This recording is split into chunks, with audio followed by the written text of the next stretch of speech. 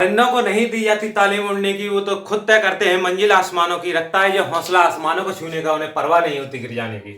Hello दोस्तों, मैं हरिंदर सिंह आपका स्वागत करता हूं हरी एट्टी क्लास में, जिसमें कि जो आपका अगला टाइप के प्रश्न चल रहे थे शून्य संख्या पर आधारित प्रश्नों को आज हम करेंगे तथा देखते हैं कि इस प्रकार के प्रश्नों को कैसे किया जाता है। ये प्रश्न आपके यूपीएसआई 2021 में पूछे गए प्रश्न हैं। 15245 फैक्टोरियल में अनुगामी शून्यों की संख्या ज्ञात कीजिए। इसके ऑप्शन दे रखे 3607, 3707, 3807, 3507। ये आपको ऑप्शन दे रखे हैं। तो हमारा सवाल है कितना है? 15245 ये हमें दे रखा है। तो हमें शून्यों की संख्या पूछ रही है, तो शून्य बनाने के लिए हम सबसे पहले देखेंगे कि हम कैसे शून्य बना सकते हैं। तो 5 इंटू 2 का मल्टीप्लाई करके हम 10 यानी शून्य बना सकते हैं। ठीक है, अनुगामी संख्या बना सकते हैं। तो बस कुछ नहीं करना, इस 5 को उठाओ, इसमें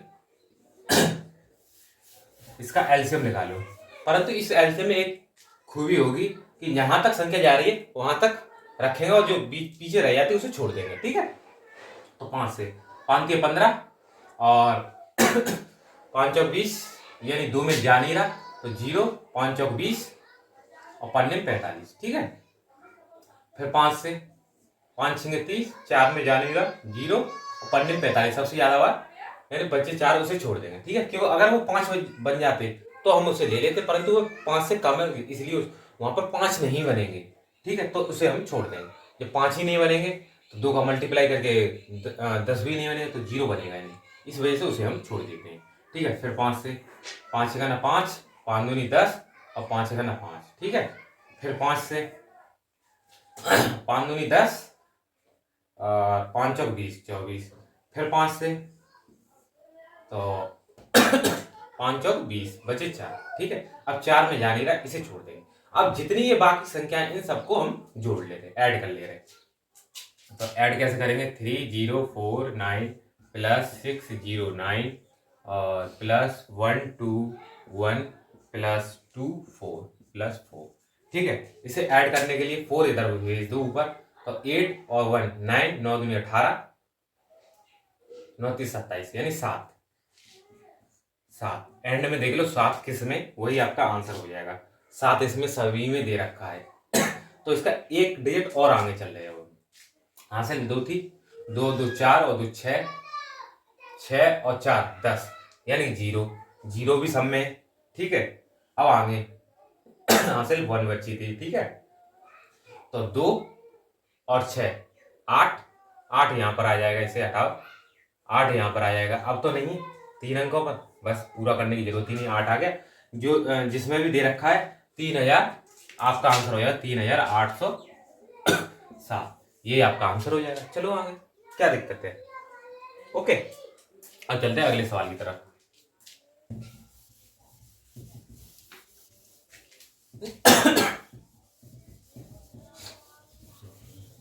अब आपकी क्लास में डेली आया करेंगी। ठीक है, क्योंकि मैंने टाइम फिक्स कर रखा है। अब इसी प्रकार का दूसरा सवाल, 15995 फैक्टोरियल में अनुगामी शून्यों की संख्या ज्ञात कीजिए। सेम इसी प्रकार का सवाल है। तो ये दे रखा है, तो आप 15495, ठीक है, फैक्टोरियल में दे रखा है। तो इसमें अनुगामी शून्यों की संख्या पूछा है, तो 5 इंटू 2 चाहिए। तो इस 5 को इसमें इसके डिवाइड करेंगे। ठीक है, तो 5 या 15, 4 में जा नहीं रहा 0, 5 में 45 और 5 में 45। ठीक है, ये फैक्टोरियल इसे 1 मान लो आप। ठीक है, फिर 5 से 5 6 30, 5 का ना 5 और 5 में 45। ठीक है, 4 बचे उसे छोड़ दो। फिर 5 से 5 का ना 5 और बचे यहाँ पर कितने 1 और 5 दूनी 10 और 5 3 15। फिर 5 से इसे सिर्फ 5 से ही डिवाइड करके वो इसका एलसीएम लेके देखेंगे 5 से। ठीक है, फिर 5 से 5 दूनी 10, 5 दूनी 10 बचे 3 और 5 चौक 20। ठीक है, फिर 5 से 5 चौक 20। ठीक है, बचे 4। ठीक है, अब इन सबको जोड़ ले रहे, 4 दूनी 8 और 8 और 3 आपके 11, 9 दूनी 18 यानी एंड में 9 बचेंगे। ठीक है, लास्ट डिजिट, तो एंड में देख लो 9 किसमें, 9 इसने सभी में दे रखे हैं। तो 4 दूनी 8 और 3 11, 11 और 9 20 और 9 29, हासिल 2 बची थी। 4 6 7, 7 और 8 16 यानी 6, हासिल 1, तो 2 8 यानी 8, 8 6 9। ये कौन से ऑप्शन में दे रखा है? ऑप्शन में आपका बी में दे रखा है, यही आपका आंसर हो जाएगा। ठीक है, और अब चलते हैं इससे अगले सवाल की तरफ। ठीक है, ये शून्य पर आधारित सवाल हैं जो आपके यूपीएसआई में पूछे गए थे। ठीक है,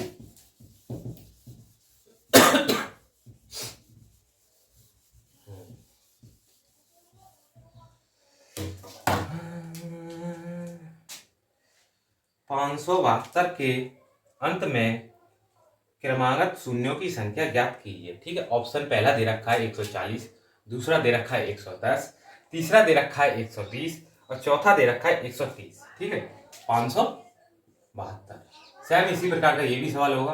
5 से इसे डिवाइड करो, 5 गुना 5, 5 गुना 5, बचे कितने? 2, 5 चौक 20, फिर 5 से 5 दूनी 10, और 5 दूनी 10, फिर 5 से 5 चौक 20, 5 चौक 20। ठीक है, अब इन्हें अब जोड़ लो, 114 और 26, यानी कि 114 और 26।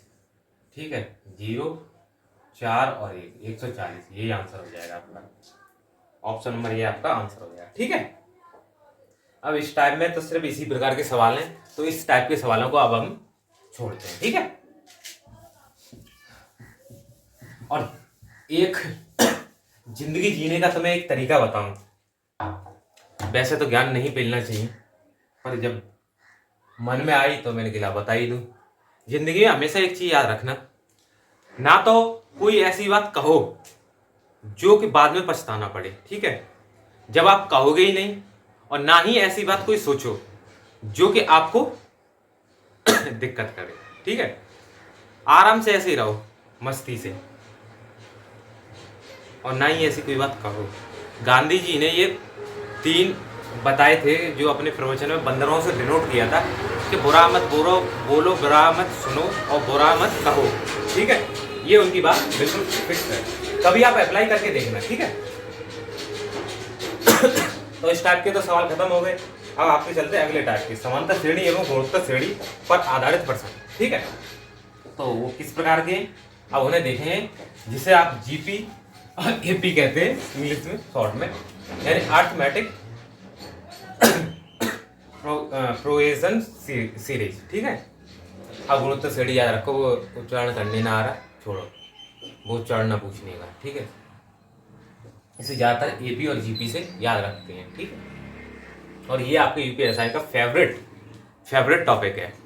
ठीक, अब चलते हैं सवालों। और आज की वीडियो में बाहर का नॉइज़ ज़्यादा रहेगा क्योंकि आज मैं दिन में शूट कर रहा हूँ, तो उसे आप एडजस्ट कर लें।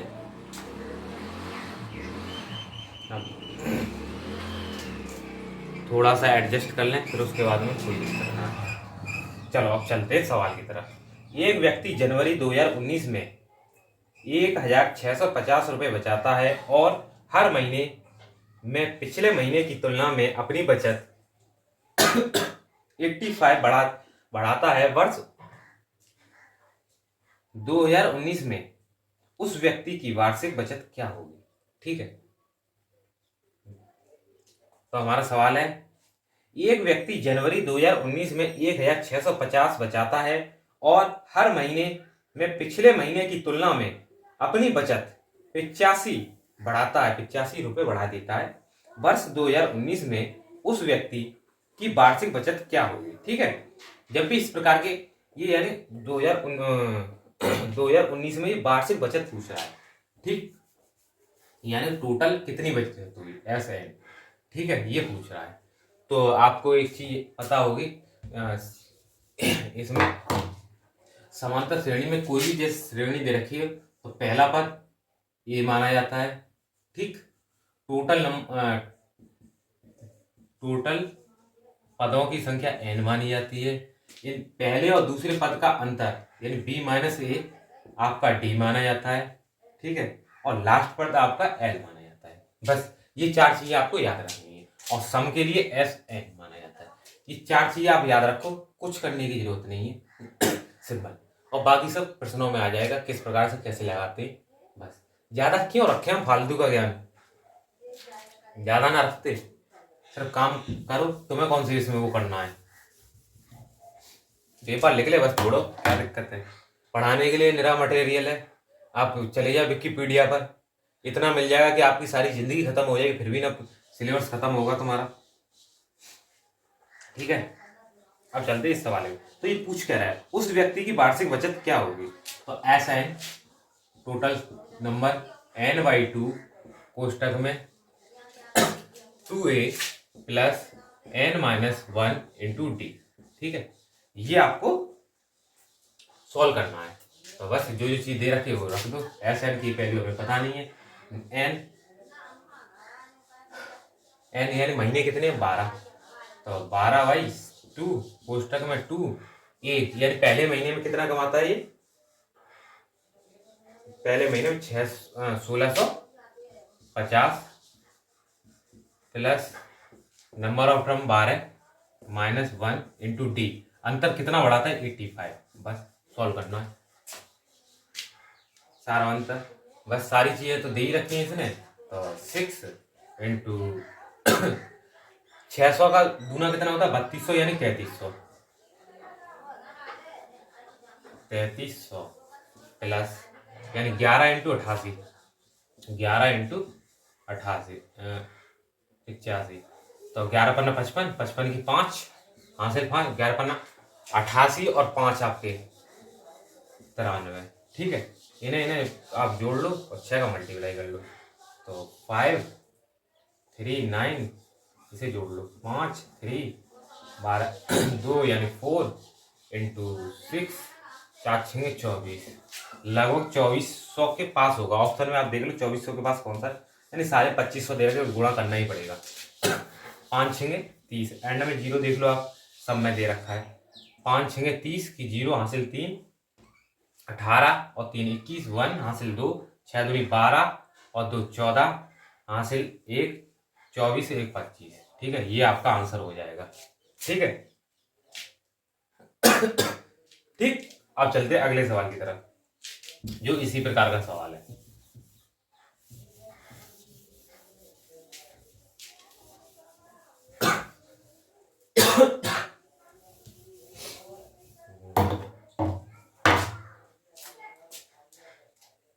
चलो अगले सवाल की तरफ। एक व्यक्ति जनवरी 2017 में 1850 रुपए बचाता है और हर महीने में पिछले महीने की तुलना में 105 रुपए की बचत बढ़ाता है। वर्ष 2017 में उस व्यक्ति के लिए वार्षिक बचत क्या होगी।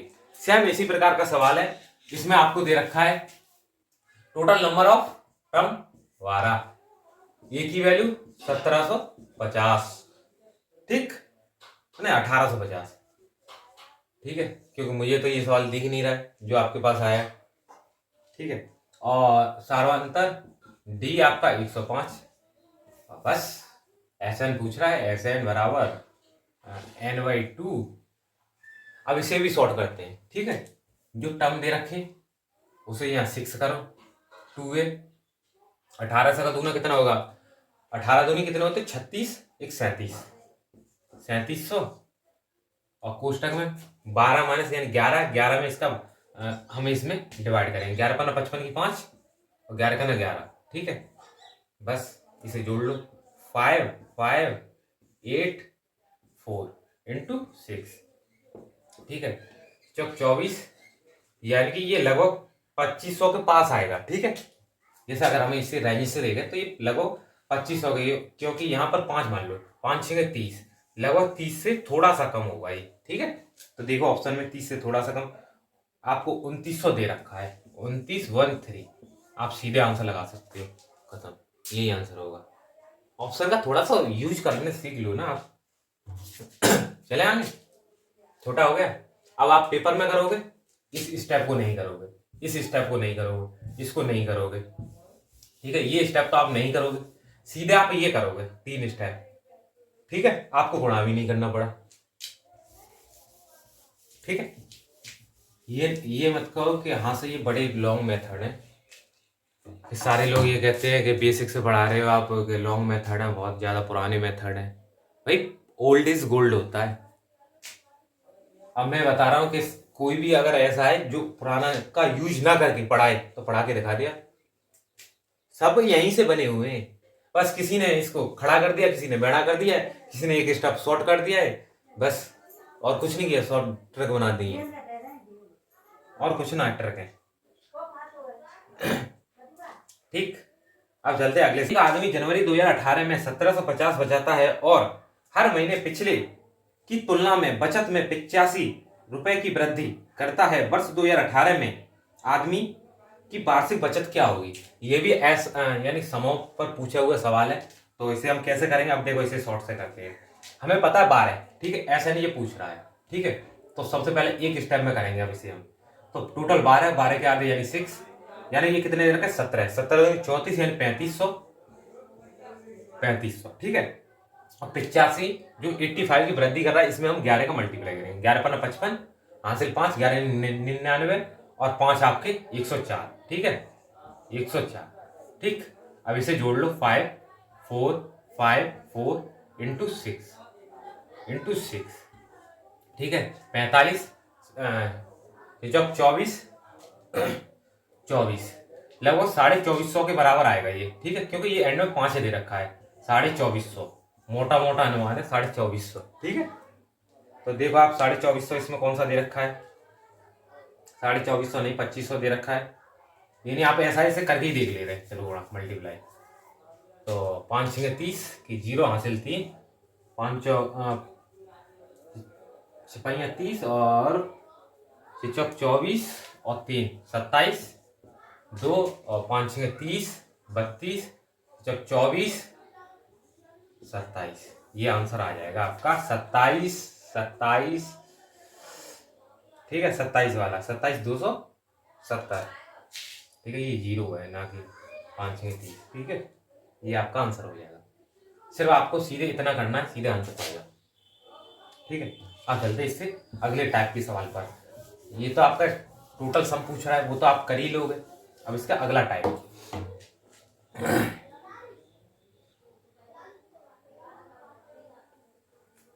ये भी यही है। अगला सवाल 151 पदों पर, इसे छोड़ दो। हाँ, ये वाला सही है।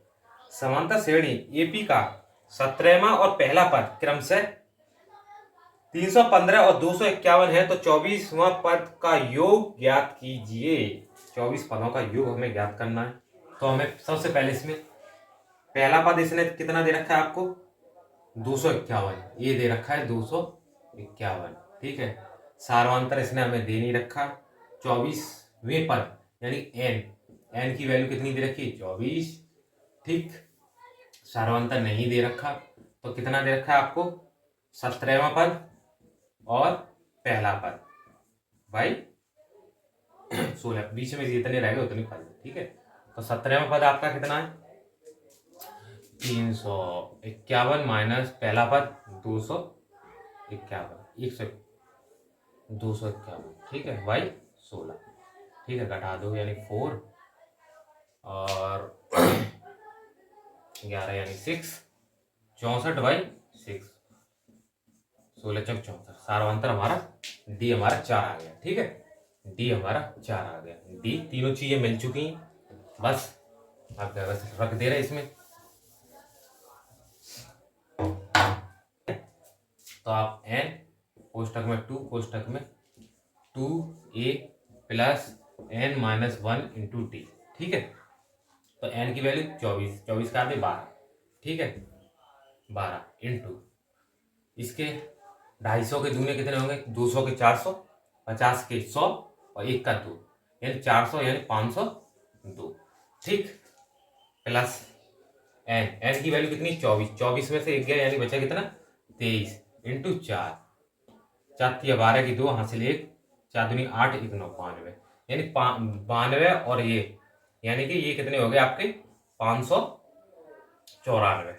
594 में 12 का मल्टीप्लाई कर दो तो बस आंसर 12 12 24 12 30 36 12 चौक 48 की 4 हासिल 12 निम्मा 108 108 और 4 112 10 और 12 पन्ना 60 और 10 70।